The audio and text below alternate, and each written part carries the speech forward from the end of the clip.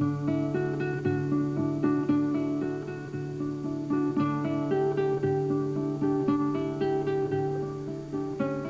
would say I probably have, since I've known Michael, I've spent more of my life smiling than I ever have before. And that feels pretty nice. What was it that you saw in him that made you feel this was a person that you were going to establish a long-term relationship with? Look how handsome he is.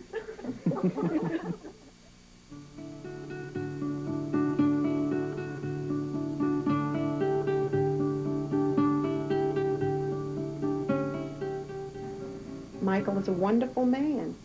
He's a wonderful man for a Christian girl, for a Polish Catholic Christian girl.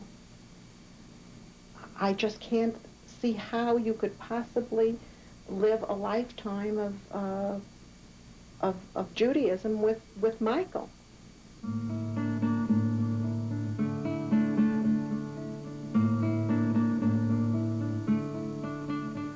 I want everything to be wonderful. And the hardest thing for me to deal with is that any decision we make, somebody's going to not be happy. Me, Michael, his parents, my parents, somebody. I can't make everybody happy.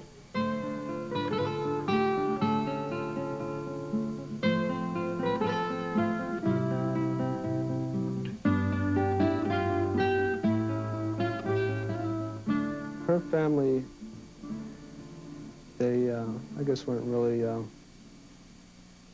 keen on the idea of us dating, so they didn't really want to encourage us being together. So, like, I was never over the house for dinner or anything like that, and that kind of bothered me.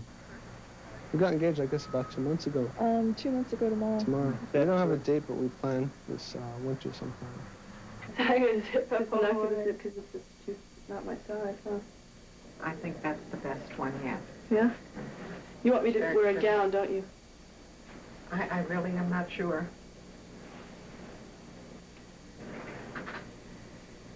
What do they do here? Unless they On give the you wrist. a wrist. I think I would prefer that. Although every time you go to hug people, then you're giving them an arm.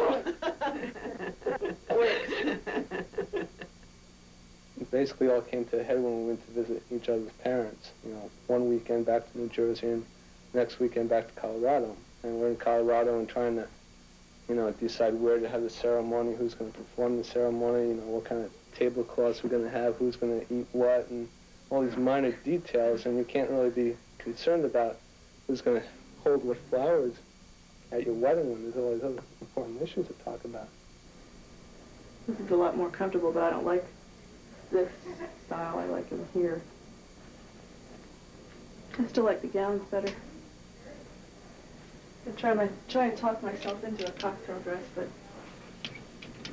I guess it's just kind of part of a fairy tale of always wanting to be a bride. But it seems kind of silly if I don't have a big fancy wedding to wear a fancy dress like that. I want a wedding, you know? I'm not talking about 150 people. I'm talking about 50 people that matter. And I want the ceremony to be, I want Michael to break the glass, and I want to stand under a chuppah, and I want my parents lifted up on chairs after the ceremony. And Michael's willing to do all that. But Evelyn, it seems so inappropriate. I know, but I still want it all. I mean, if you wanted all those things, why didn't you marry a Jewish fellow? Why don't you go with a Jewish fellow? I mean, it just seems so hard to rationalize what this is all about. You can't rationalize it. Can't. I mean, you want me to have all or nothing. And it didn't happen that way. I'm in between.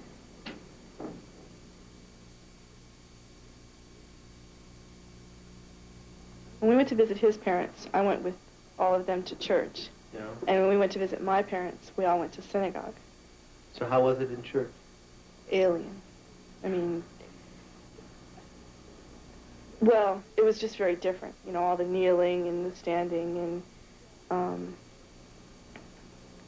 just the mention of Jesus so much, you know, was like, gee. I just think that you need to know what you were, what you came from, what you are, and now you have to project to yourself what 40 years down the road, what you're going to be. Who are you and what you're going to be? Michael didn't tell his parents right away that you were engaged. Don't you think that's significant? Yes, I thought that was significant, and it bothered me. It meant nothing to them that we were engaged. They made no toast of wine to us. They made no ceremonial value at all of it. And that bothered me just as much as the fact that he didn't call them immediately. So what are you going to do about a Christmas tree and Christmas presents?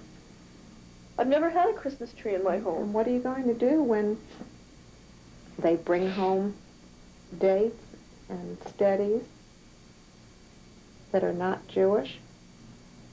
You certainly won't be able to say, date Jewish people, as I did, because you marry who you date.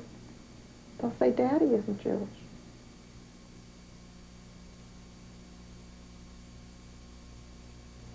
I had a Catholic education up through high school. I was an altar boy and the whole bit. Whenever I go to synagogue, no matter where it is, I know where to turn in the book, where the congregation is. I can go to any synagogue and they'll sing a song and I'll know it. And here we were at this Israeli restaurant. And all of it was there. I knew it all. And it felt familiar and it felt good. And to Michael, it was like noise, you know. I mean, I'm talking about rituals. I'm talking about, circumcision. I'm talking about bar mitzvah. I'm talking about all these rituals I know nothing about. if I was a non-religious Jew, then we would float in okay. If he was a non-religious Catholic, then he would float in okay. But we're both strong in our beliefs.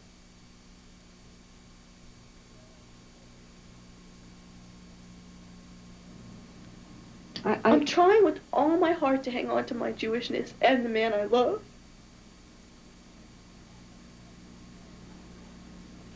And I don't want to give up either one. Is there any hope of Michael ever converting? No. In the same way that I would not convert, Michael would not. What would you be? We'll be Michael and Evelyn.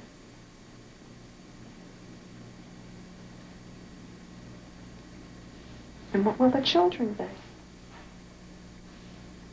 We bring into the world something the world needs, and that's worthwhile. And we're such a pitiful minority that if Jews don't see that and make that selection, they're not going to be any more Jews.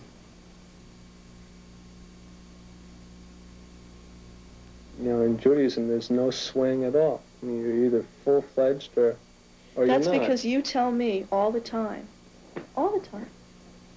Why do I have to do that? That means nothing to me. I tell you that I want a bris for my child, that it means so much to me, that it's important to me, and you say, I don't want to do that. That doesn't mean anything to me. Why should I do that? Why should I be there? Why should... No. That's just a couple minutes ago. That's exactly how you reacted.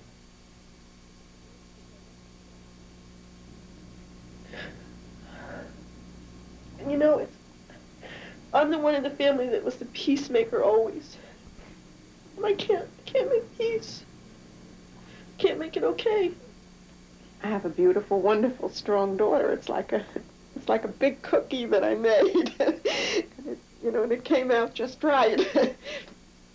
No, it didn't. You don't let me know that.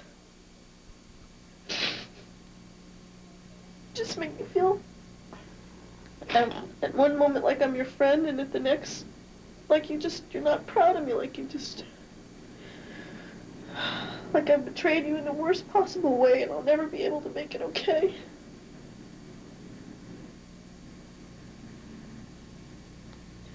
Not so much, you're not going to tear your clothing and dismiss me.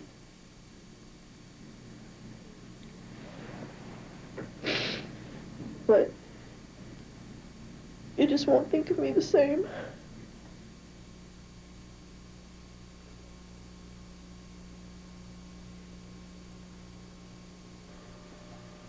I guess to a certain extent, yeah, she has changed. You know, even her necklace that she's wearing now, this week was the first time I saw it. She wore it a few times this week. You know, she said that she'd never worn it before in front of me. And, you know, just little things like that, you know, it's all coming to the surface now. I took it off when we started dating. I always wore it before that.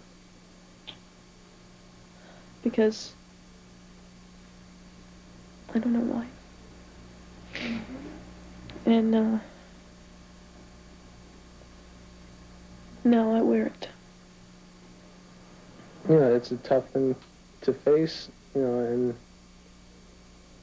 you know, it's been a very tough week for us because I think, you know, maybe we're realizing that, you know, maybe I can't fill her needs. You know, maybe I'm just not an adequate partner for her in her Jewish community because I don't have those same strong feelings that she does. And it hurts me to think in those terms, but, you know, we're wondering if our relationship really has a future because of this great difference.